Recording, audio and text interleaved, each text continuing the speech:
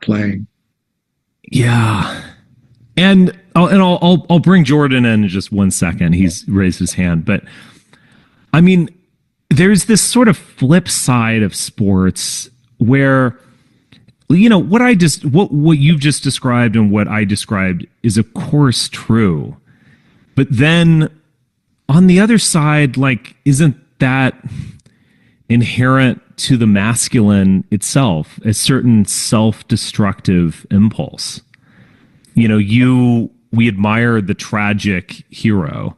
We admire the sacrifice for a greater cause. And, is sports a greater cause? Well, maybe it is to some degree, but the notion of I'll just have 3 years, but at some point, 80,000 people are going to be chanting my name. There's just something pretty cool about that, to be honest. And I don't know if we're going to bash sports, we have to see the other side of it as well. But Jordan, you actually lowered your hand, but you can jump in if you like. Yeah, just really quick. There were two things, but I guess in relation to what you just said about football, the kind of tragic thing about it, though, is that, like you just said, with football players, they're going to have this 3-year span where they're going to try to become like a household name or something. But that really is kind of unique to football because of the nature of the sport. So, like, I think the average NFL career is only something like 3 or 4 years or something, whereas like baseball players can last 10, 15 years or something. And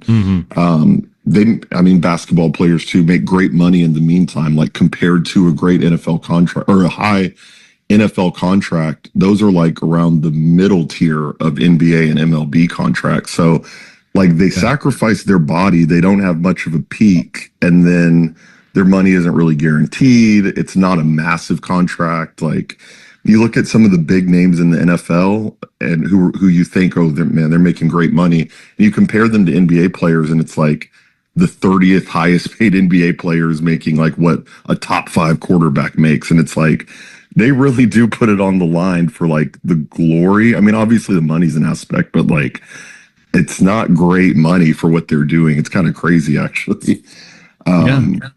But the other thing really quickly was that I think you're right about the football being a part of the American ethos, but it's kind of funny the role baseball played in kind of the war on terror and even the bin Laden thing. So I'm thinking back to when after 9/11 happened, Bush threw out the first pitch or something like that at the Yankee game or something.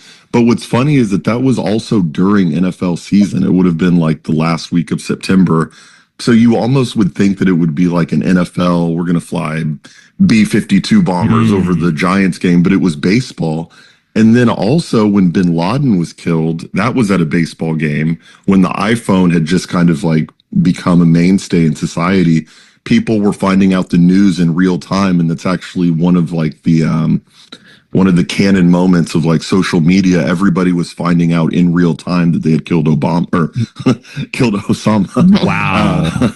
At a baseball game. And it's like, football is so tied to the ethos that I almost like switched them in my head. I was almost like, wait, was it a football? No, it was baseball. Weirdly enough, maybe that's like fate or something like that. But like the two biggest moments of the war on terror, the 9/11 and killing Osama, were both like heavily associated with baseball. I just think that's kind of funny. That is interesting. Yeah, I mean, like George W. Bush threw out the first pitch at it was like Yankees postseason game, and Giuliani was in the audience, and that was at the height of the Yankees, and he threw out a very good first pitch, to give him credit. But I think it was sort of an older time where baseball was struggling in the 90s. Steroid era brought it back, but I think it was just still.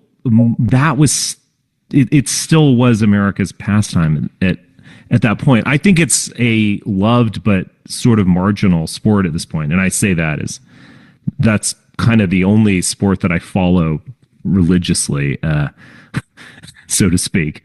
But it is interesting. Yeah, Mike Piazza hit in September hit a game-winning walk-off home run for the Mets on the first game back. There was a lot of it's associated with Americana at the very least, but yeah, it's interesting. I don't know. At the same time, things peak and they fall, and I wonder if that's going to happen with football as well. We're sort of seeing its massive peak, like what we saw with baseball in the 40s through the 1960s, where it was the most famous. Mickey Mantle was like the most famous man in America, and DiMaggio and Williams and so on. That there was just this like 25-year period of just total peak of baseball. And I wonder if we've sort of witnessed that with football. In some ways, it's so oversaturated, it can't go further. I just don't see football falling off like that. I was going to say that maybe once the boomers kind of start dying out, that maybe, they don't, the next generation won't leave their TV on all Sunday or whatever, like the boomers do to contribute to the ratings. But the other thing is that with the rise of fantasy sports and sports betting, I mean, you could say this about all sports. That's true. But especially with football, betting really picks up around football season. Oh, yeah. I just don't see it tailing off at all. It's so ingrained. I mean, even just total normies have their TV on Sunday just as like white noise during football season. I don't see it personally, but it could be right. I guess that's how they figured out how to keep Gen Z and millennials invested in football, is like legalizing sports betting and DraftKings. Well, fantasy sports was kind of the start of that. And then there became like a gambling element to fantasy sports, which DraftKings took advantage of. And here we are. But even just like totally apolitical, like your Barstool ex-frat bro, they all have these massive 10, 20 person fantasy leagues with elaborate rules, and whoever loses from last season picks first in the draft. Like there's a whole like subculture developing even beneath football that kind of promotes like camaraderie with guys and stuff. So I just don't see it. Yeah, I'm just not. I am somehow immune to fantasy football. I mean, I guess I mean, let me get on my high horse. I also will watch football. I probably watch a little bit less of it than a sports fan, but I like the game. Like I want to sit down and watch the game, and it's like a drama, and the idea of disaggregating players and worrying about stats or something, isn't that just totally missing the point? I just kind of I don't like it. Couldn't you say though that there's something kind of masculine though about not with fantasy football, I agree with you, but about not chronic sports betting, but placing a bet here and there and saying, you know what, I got 100 on the Cowboys today. Let's ride. Like that is kind of fun. You can't even trying to justify your own behavior. Yeah. That's why I said not chronic gambling. Right. Yeah, right. I'm not an alcoholic as well, I just like to have a drink at 11. Right. I just like to have a drink every now and again at 10 a.m. I mean, who doesn't really?